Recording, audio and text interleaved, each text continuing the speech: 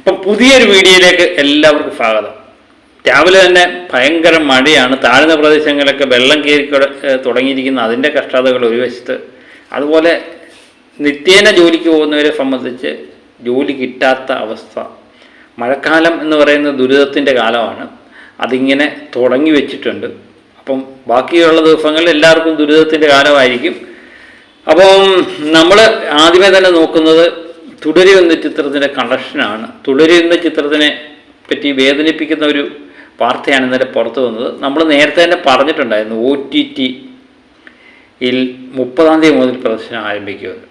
അപ്പം പലരും ചോദിക്കുന്നുണ്ട്, തുടരി എന്ന ചിത്രത്തിൽ ഇഷ്ടപ്പെടുന്നവർ, ആരട്ടനെയൊക്കെ ഇഷ്ടപ്പെടുന്നവരും ഒക്കെ ചോദിക്കുന്നൊരു ചോദ്യമുണ്ട്, ഇത് ഏതെങ്കിലും കാരണവശാൽ മാറ്റി വെക്കാൻ പറ്റുമോ? ഒരു കാരണവശാലും മാറ്റി വെക്കാൻ പറ്റത്തില്ല. നേരത്തെ തന്നെ എഗ്രിമെൻ്റ് ചെയ്ത കാര്യമാണ്. എനിക്ക് തോന്നുന്നു 23-24 കണ്ട് വന്നു. അത് മാറ്റി വെച്ചാണെന്ന് തോന്നുന്നു 30-ാം തീയതിയൊക്കെ വന്നേക്കുന്നത്. അപ്പോൾ ഈ പടം നേരത്തെ തന്നെ റിലീഫ് ആകുന്നതിന് മുമ്പ് തന്നെ OTT-ക്ക് കൊടുത്തതാണ്. അല്ലെങ്കിൽ OTT-ക്ക് കൊടുക്കാതിരുന്ന് പടം റിലീഫ് ആയതിന് ശേഷം OTT-ക്ക് കൊടുത്തിരുന്നെങ്കിൽ കുഴപ്പമില്ലായിരുന്നു. ഇത് പടം റിലീഫ് ആകുന്നതിന് മുമ്പ് OTT എഗ്രിമെൻ്റ് ഒപ്പുവെച്ച ചിത്രമാണ്. അപ്പം തിയേറ്ററിൽ വന്നതിന് ഇത്ര ദിവസത്തിന് ശേഷം OTT-ക്ക് കൊടുക്കും എന്നുള്ള എഗ്രിമെൻ്റ് പ്രകാരമാണ് ഇത് കൊടുക്കുന്നത്. അത് മാസങ്ങൾ വൈകും തോറും OTT-യുടെ നിന്ന് കിട്ടുന്ന കാശിൻ്റെ എണ്ണം കുറയും. അപ്പം പരമാവധി ഒരു മാസമൊക്കെയാണ് പലരും വെക്കുന്നത്. അതുതന്നെയാണ് ഈ ചിത്രത്തിന് ഇപ്പം വിനയായിരിക്കുന്നത്. കാരണം ഇപ്പോഴും 1 കോടിക്ക് മുകളിലുള്ള കളക്ഷൻ നേടുന്ന ഒരു ചിത്രമായി തുടരും എന്ന ചിത്രം മാറിയിട്ടുണ്ട്. അതിനിടയിലാണ് ഈ ചിത്രം OTT-യിലേക്ക് പോകുന്നത്. അത് മോഹൻലാൽ ആരാധകരെയും സിനിമാ പ്രേമികളെയൊക്കെ സംബന്ധിച്ച് വളരെയധികം വിഷമമുള്ള കാര്യമാണ്. കാരണം 250 കോടിയിലേക്ക് ഈ ചിത്രം കടക്കുമെന്നൊക്കെ പ്രതീക്ഷിക്കുന്നു. അപ്പം അതുവരെ എത്തിയിട്ടില്ല. അതുപോലെ 125 കോടി കേരളത്തിലെ കളക്ഷൻ, ഇതൊക്കെയാണ് പ്രതീക്ഷിക്കുന്നത്. അതിലൊന്നും എത്താതെ ഇത് OTT-ക്ക് പോകുമ്പോൾ ഉള്ളൊരു വിഷമം എല്ലാവരും പങ്കുവെക്കുന്നുണ്ട്. അതുപോലെ അടുത്ത ഞായറാഴ്ച, കഴിഞ്ഞ ഞായറാഴ്ച എന്ന് പറഞ്ഞാൽ 1.25 കോടി രൂപയോളം കളക്ഷൻ നേടിയ ഈ ചിത്രം ഈ ഞായറാഴ്ചയാകുമ്പോൾ തിയേറ്ററിൽ നിന്ന് മാറുന്നു. അത് തിയേറ്റർ ഉടമകൾക്കും വിഷമം ഉണ്ടാകുന്ന കാര്യം തന്നെയാണ്.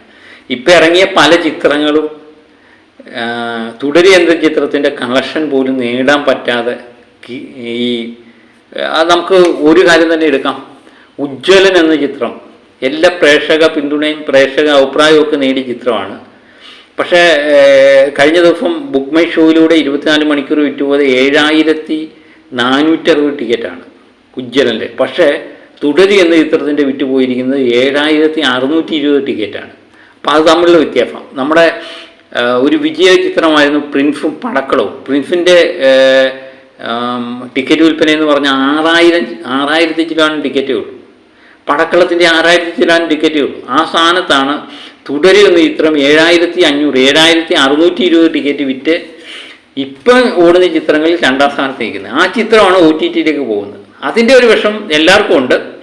വിഷമിച്ചിട്ട് കാര്യമില്ലാത്തതും എല്ലാം ചട്ടി എന്ന് വിചാരിക്കുക, കിട്ടിയതെല്ലാം ഊട്ടി എന്ന് വിചാരിക്കുക. ഇത് മാത്രമേ എനിക്ക് പറയാനുള്ളൂ. അപ്പോൾ തുടരി എന്ന ചിത്രത്തിൻ്റെ വേൾഡ് വൈഡ് കളക്ഷൻ ഇന്നലെ തന്നെ ഞാൻ ഇട്ടിരുന്നു.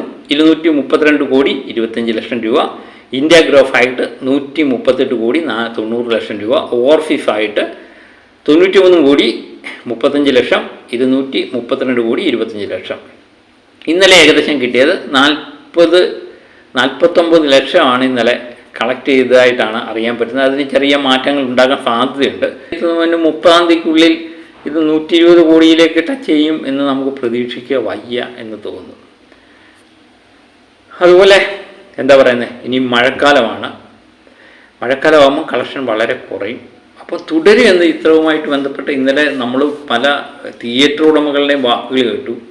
അവർ തിയേറ്റർ തുടങ്ങിയതിന് ശേഷം ഏറ്റവും വലിയ കളക്ഷൻ നേടിയ ഒരു ചിത്രമായി തുടരും മാറും. കവിത തിയേറ്ററിൽ 1 കോടി 25 കോടിയുടെ കഥ കേട്ടു.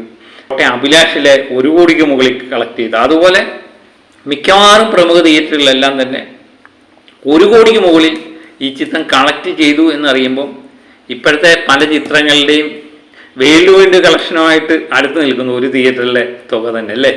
ആ അവസ്ഥയിലേക്ക് കാര്യങ്ങൾ പോയിട്ടുണ്ട്. അപ്പോൾ തുടരി എന്ന ചിത്രം മലയാള സിനിമയ്ക്ക് നൽകിയ ഒരു ഉത്തേജനം എന്ന് പറയുന്നത് വളരെ വലുതാണ്.